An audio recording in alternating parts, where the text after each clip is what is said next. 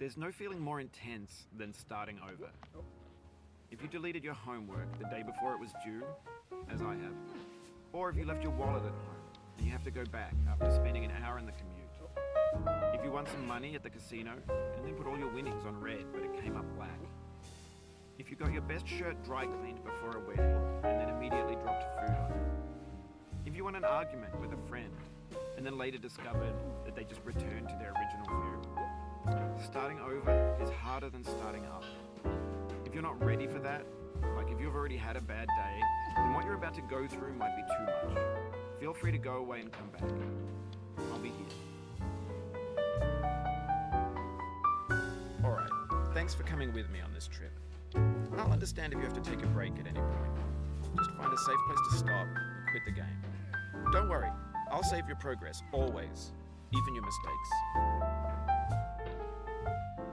This game is a homage to a free game that came out in 2002, titled Sexy Hiking.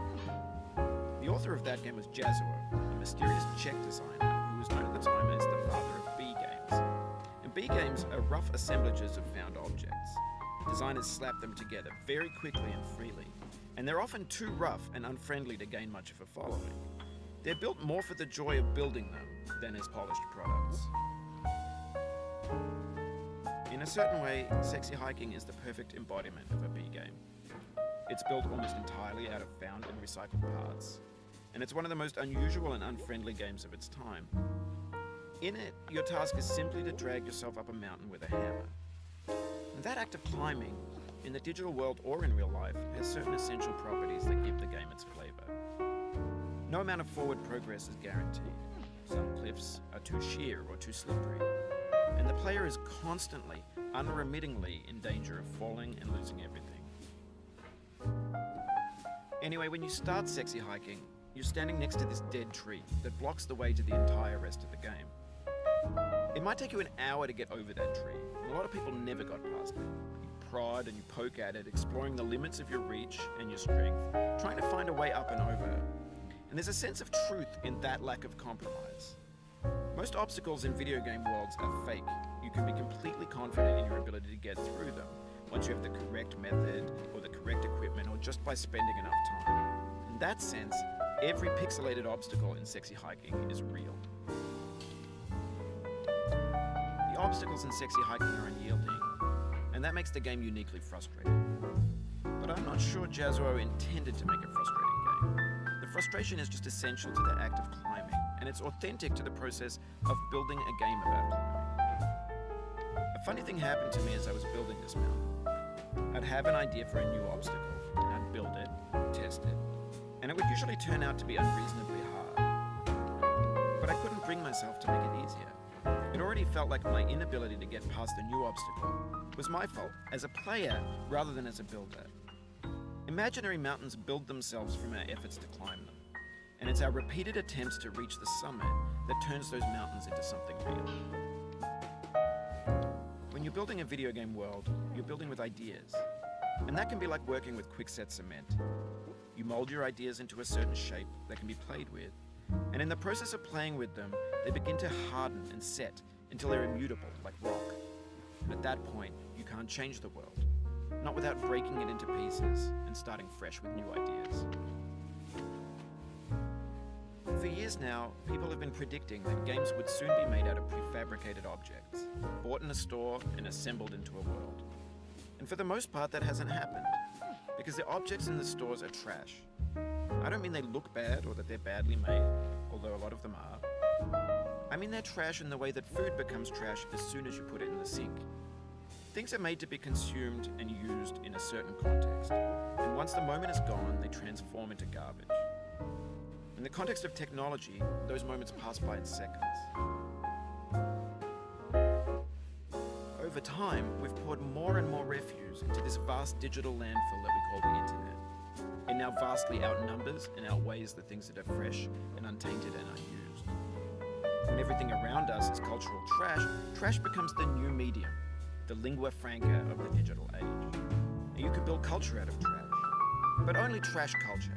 B games, B movies, B music, B philosophy. Maybe this is what digital culture is. A monstrous mountain of trash, the ash heap of creativity's fountain. A landfill with everything we ever thought of in it. Grand, infinite, and unsorted.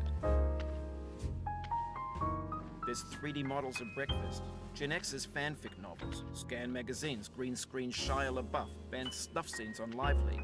Facebook's got lifelike bots with unbranded adverts and candid shots of Kanye and Taylor Swift mashups, car crash epic failed GIFs, Russian dashcam vids, discussions of McRibs, discarded, forgotten, unrecycled, muddled, rotten, untitled. Everything's fresh for about 6 seconds, until some newer thing beckons, and we hit refresh. And there's years of persevering, disappearing into the pile, out of style, out of sight. In this context, it's tempting to make friendly content that's gentle, that lets you churn through it but not earn it. Why make something demanding if it just gets piled up in the landfill, filed in with the bland things? When games were new, they wanted a lot from you. Daunting you, taunting you, resetting and delaying you. Players played stoically. Now everyone's turned off by that. They want to burn through it quickly. A quick fix for the fickle, some tricks for the clicks of the feckless. But that's not you, you're an acrobat. You could swallow a baseball bat. Now I know, most likely you're watching this on YouTube or Twitch, while some dude with 10 million views does it for you.